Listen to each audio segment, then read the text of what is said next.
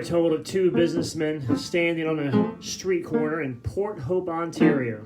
And a little man walks by carrying a saw. One of the businessmen says that that's a man who's happy and who has found his lot in life. I wish I had the joy he had. Maybe I can hire him to cut my wood this winter.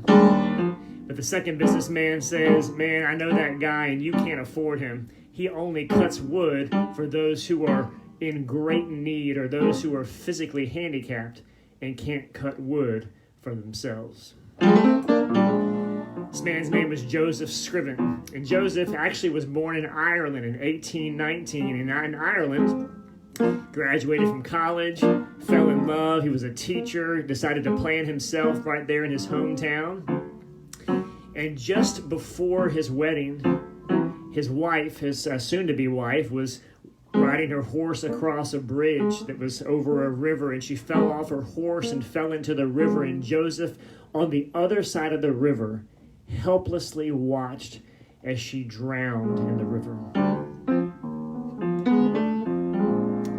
So overcome with grief, Joseph leaves Ireland. He heads to Canada and starts his life over. Again, begins tutoring children and kind of planting himself in that community. Meets another young lady. Her name is Eliza, and they begin to make plans to get married. And just weeks before that wedding, Eliza becomes sick and she dies of pneumonia. Now, just reading that story and telling it to you, I just can't even imagine the grief this young man is experiencing. He turns to the only thing that he knows, reading the Bible, praying, faith.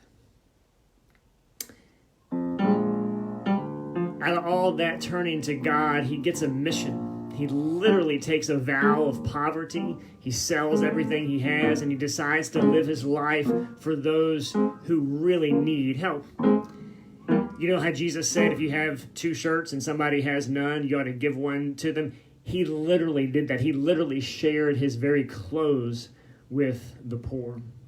So 10 years later, his mom gets sick back in Ireland. And because he's taken this vow of poverty, he literally doesn't have enough money to go back and help her. So he just pours out his heart in this poem that he wrote to send to his mom to bring her comfort. And the poem went like this.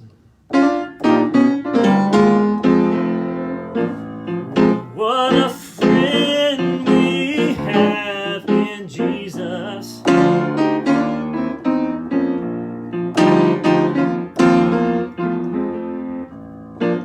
All our sins and griefs to bear.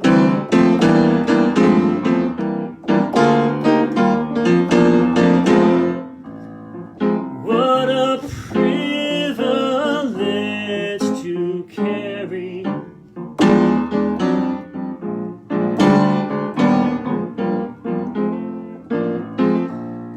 Everything to God in prayer.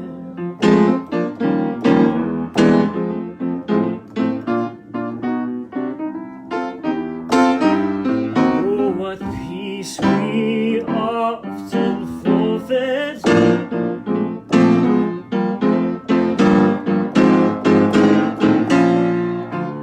Oh, what needless pain we bear.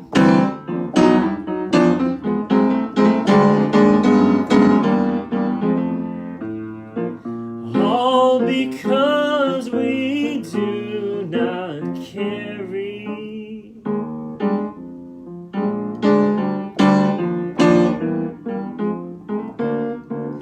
everything to God in prayer.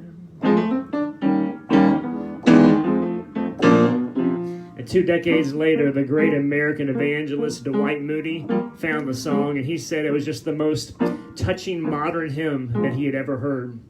So he popularizes it, and it gets literally taken all over the world, and it's now sung all over the world in all these different languages. Ends up making its way to the hymn book that was on the piano that I grew up next to, and ends up being the first song I learned how to play on the piano. You know, all 4 of the notes on the hymn book. It's a big deal at that point of my life. But here's the thing. Playing this song and living it are two completely different things. Playing this song or singing this song and living it are two completely different things. And I'm pretty sure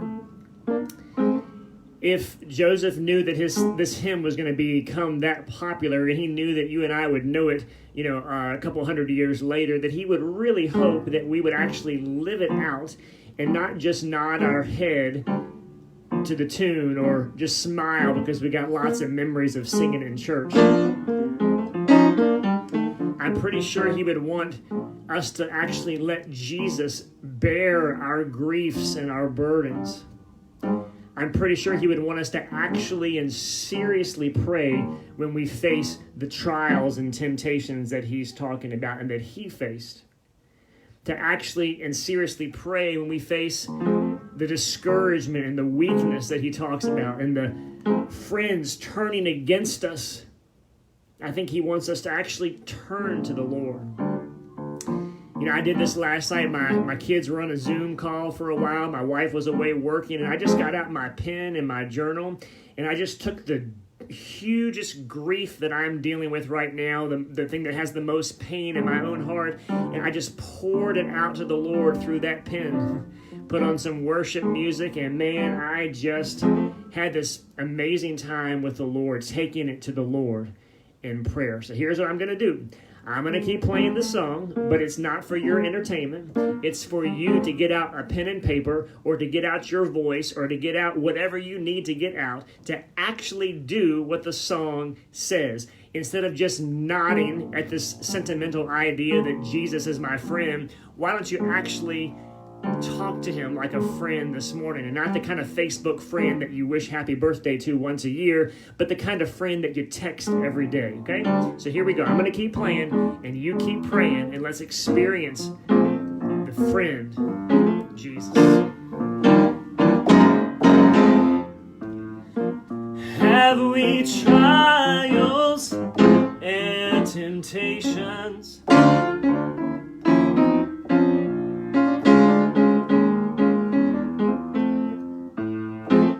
Is there trouble anywhere?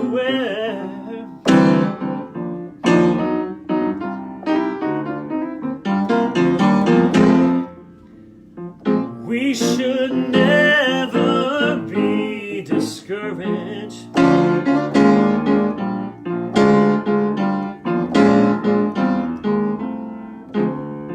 We can take it to the Lord in prayer.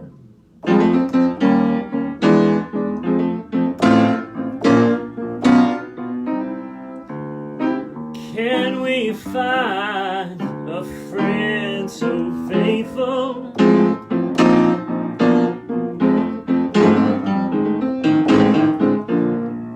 Who will all our sorrow share?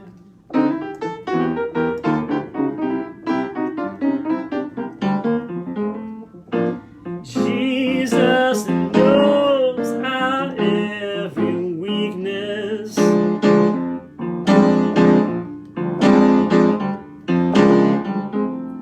So why not take it to the Lord in prayer?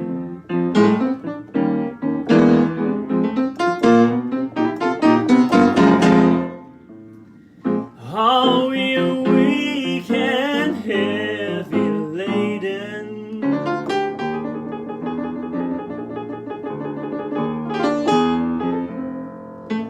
Cumbered with a load of care?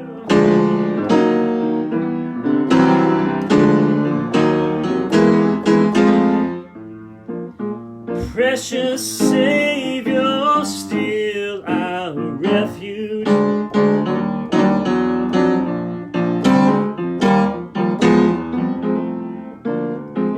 Take it to the Lord in prayer.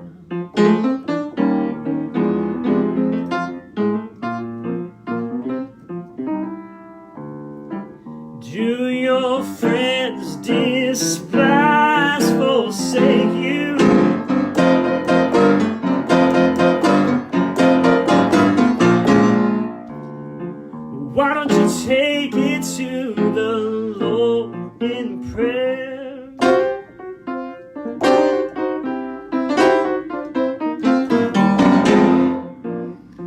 In his arms he'll take and shield you.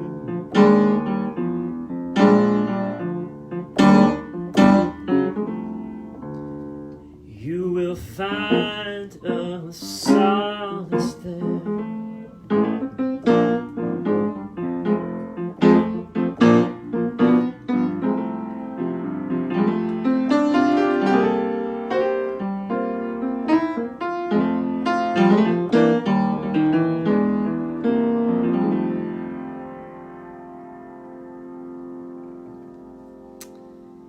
Keep praying. Keep talking to Jesus. Live this life with Jesus as your constant companion, with your friend. What a friend we have in Jesus.